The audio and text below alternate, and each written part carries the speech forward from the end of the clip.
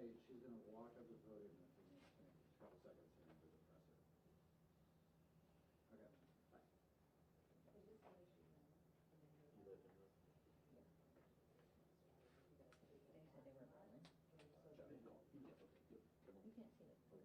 Evelyn, let me. You need a spelling of her name, right? Are you on the phone with them? I was. Hey, I'm off now. Hey, who's this? Sorry. Evelyn, E-Y-L. Hey, okay, thanks. She's about to walk up. Come by. S-T-E-E-N-E-K-A-M.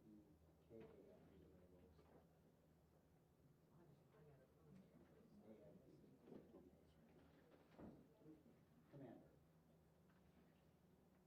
She's the Altamonte Springs.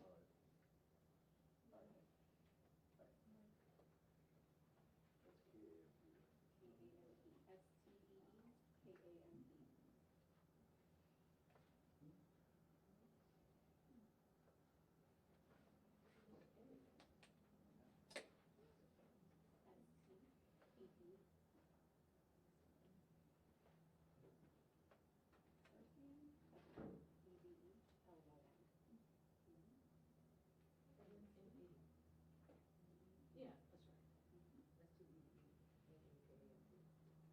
Yeah, that's right. How are you? Communications? Evelyn, E-V-E-L-Y-N. E-V-E-L-Y-N.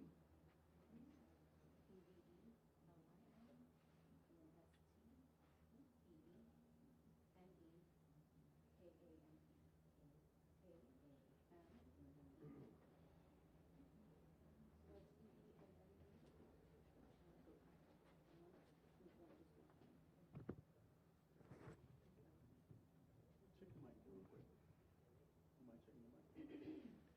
Check 1 2 test. Everybody got it?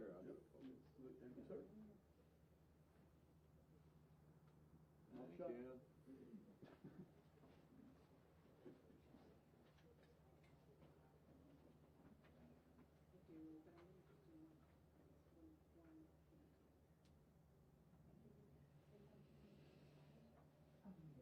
Okay. Thank you. Is everybody ready? Yes, ma'am. All right.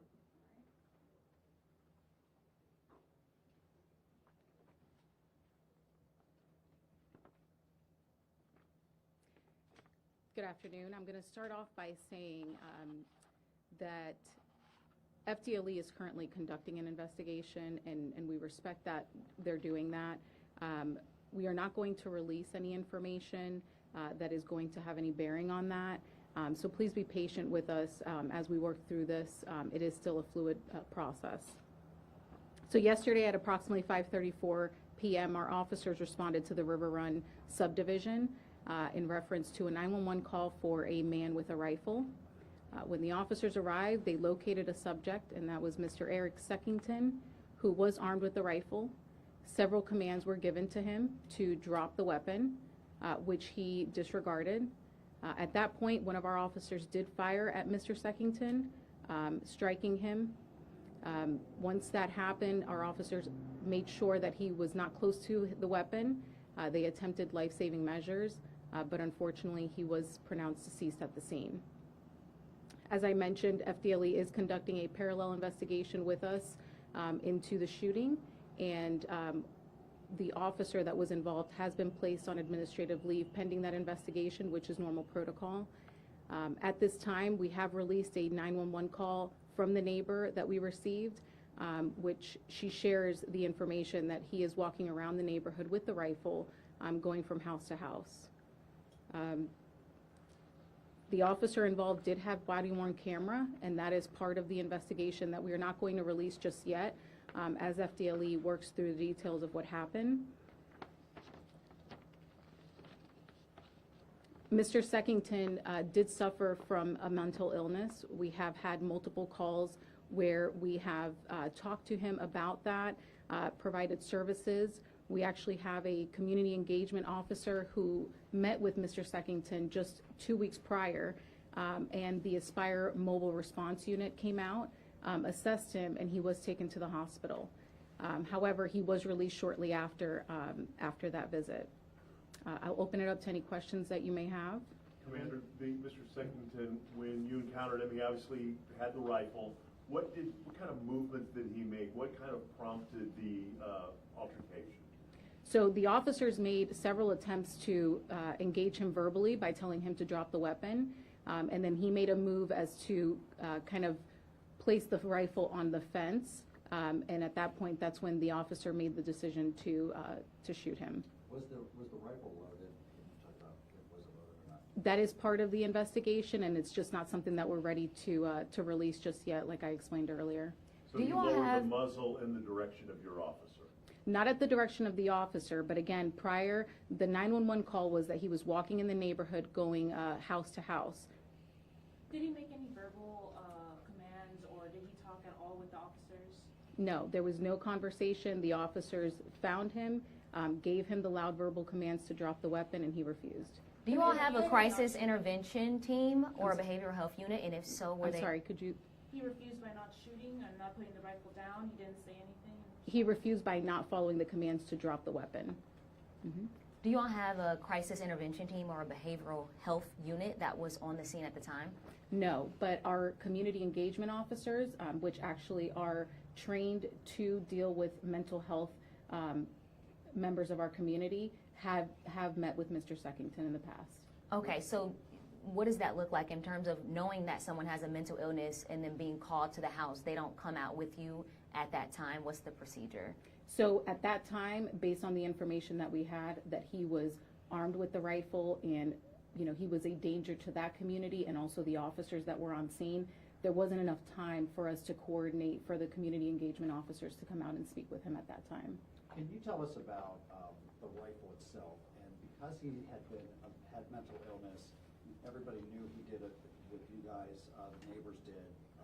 Was there any was he allowed to have the guns? Was he flagged to have his guns taken away from him at all at any point? And if so, or if not, why or why not? So the history that we know of him, we did not know that he had any weapons in his possession. Had we known that, there is an RPO process where we would confiscate those weapons through the Baker Act. So we were never aware that he had any weapons in his possession until the incident yesterday. Do you know whether that was licensed to him back then? We don't know that. Again, part of the investigation that we're working through now. In your report, you said that 2 weeks ago, the Aspire folks released him, and then there's also been an injunction that has been filed, and within hours or a day or 24 hours, I can't remember exactly, this happened. Do you think that even though he had mental issues, that he understood this and was perhaps angry? Do we have a motive? We don't know what the reasoning for. Again, he has suffered with mental issues before. His erratic behavior has been ongoing in this neighborhood, and that is hence the injunction that was approved 10 minutes prior to us receiving this call from the neighbor who filed an injunction for stalking and for trespassing as well. So we don't know if this could have agitated him even more. We don't know. He did not show up for court that day, so that's speculation at this point. We don't know what his reasoning for. Again, his behavior was always erratic from what we understand in past incidents, but never to the point where he was armed with a weapon. It was always this neighbor that he always had the problem with. It's the one that he has the case against. I got the impression that the other neighbors didn't have any real interaction with him. Was there any concern for that neighbor that he was looking for? Not at the time. So the neighbor that called it in said their concern was that he was walking house to house and that he had not actually engaged with anyone in the community. So that was the concern, was what would be his reaction if he were to confront someone in the neighborhood. The 40 other calls, they gave us a list of 40 calls dating back to 2019. None of those calls, and I only had a chance to skim it, if I'm being honest, none of those calls though indicated any kind of firearm or weapon. Those were all something else. Not that we know of. In 2004, he was arrested for holding a knife up to someone's neck, but that didn't involve a firearm. It was just relating to a knife. Was he living on his own? As far as we know, he lived alone. Yes, ma'am. Can you go back and just categorize some of those calls, since you said some of them were, I mean, did they involve other neighbors, or can you just briefly tell us, 40 calls, that's excessive. It is, and the majority of them are erratic behavior, neighbors calling in, disturbances between him and the neighbor regarding a fence or whatnot, but I don't have the list of calls in front of me, but it was something along those lines. As he's going door to door, is he knocking? Is he trying to get in contact with people, or just walking around? The 911 call that we released was the only call that we received from the neighbor. And again, her concern, as you hear in the call, is that he was walking door to door and there was no one in the street that he had encountered, but she feared that if he did find someone, she was not sure of what he would do. And the scene where you were, in the 900 block of Great Bend, is that the home where he lived, or he just happened to be there when your deputies arrived? He does live in that neighborhood. So for that home? I'm not sure which home specifically you're referring to, but he does live in the River Run neighborhood. There's that image that the department shared. What is that, his fence that the rifle was perched on? The photo that we released, yes, that is his fence. And do you know the direction it was facing? Was it facing his neighbor? Again, I'm not sure exactly which direction the neighbor was. Are you speaking specifically about the one with the injunction? I am. I don't know. I don't know what direction their house would have been.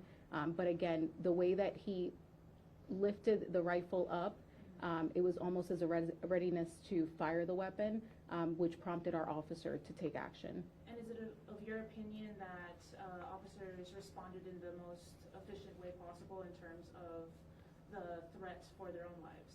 Oh, absolutely. I mean, we were there within minutes of receiving the call. Again, in the 911 call that we shared with you all, you can understand the concern that the caller had, not just for herself, but also for the neighbors in the community. And again, with the history that we have with Mr. Seckington, I think it was the appropriate action. So the community engagement officer has mental health training? Yes, ma'am. Okay, so there were 40 calls. How many times did that officer come with you all? So again, we have multiple officers that are trained how to deal with mental illness. The community engagement officer most recently dealt with him in the last week. We do have a report open where our COP center, which is located inside of the mall, those officers have been in constant contact with Mr. Seckington. However, he's refused the services that we provided. So was there an officer on the scene after this happened with mental health training, or before this happened yesterday? To date, I believe almost half of our department is trained in crisis intervention. I'm not sure specifically to the officers that were there that day, but it is something that we constantly teach our officers. So is there nothing else they could do to de-escalate the situation with that mental health training? Again, like I shared, when Mr. Seckington was confronted by the officers and we asked him to put the weapon down, his movements alerted the officer as if he was going to fire the weapon, which caused him to take the action that he did. Were there any other weapons found in the home? And two, what about his background? Is there any military? What do we know about this man? So again, as far as any other weapons that were in the home, that is part of the investigation that we're conducting. Again, we can't release that information as of yet. I can tell you that Mr. Seckington was a registered felon. He does have a criminal background, and he was currently on probation as of 2021. Regarding?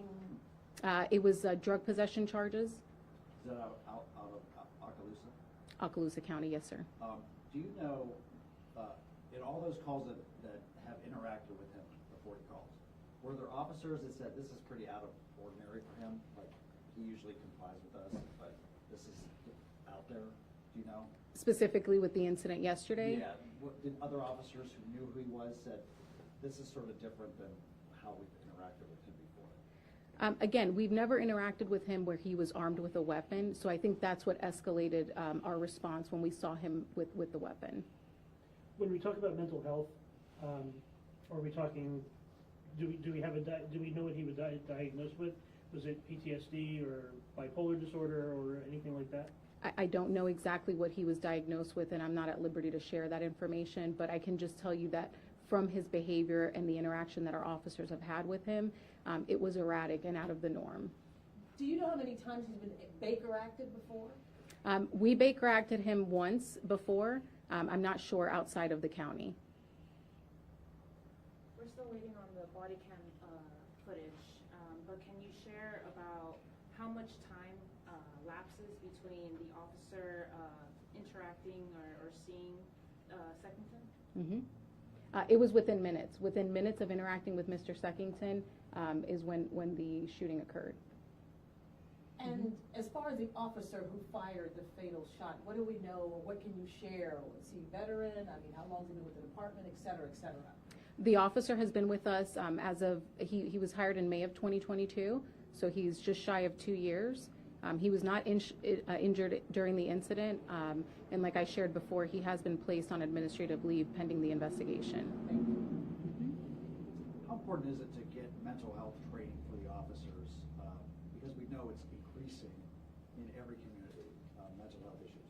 It's the top priority for us. I can tell you it's been a goal of ours to have every officer in our agency trained in CIT, which is the Crisis Intervention Training. Most recently, this community engagement unit was created. We currently have 2 officers that are on that unit, and they're equipped with all of the training, all of the resources. They partner with Aspire, who was the mental health crisis unit that responded 2 weeks ago to Mr. Seckington. And we believe that it was through that partnership that we were able to get him admitted into a hospital to be evaluated. How does that training change how you all deal with the people who called or the person who was called on? And does all of that go out of the window if that person has a weapon?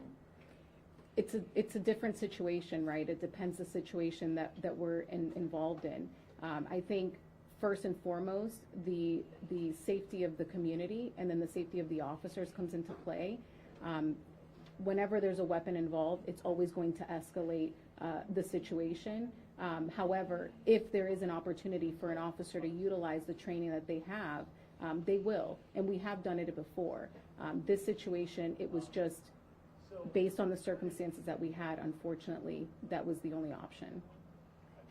Thank you, Commander. No problem. For your time. No problem. Thank you. Thank you all. I don't think I got the 911 call. Did you send it out?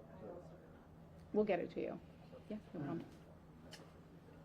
Thanks, Evelyn. No problem. Good to see you. Thank you.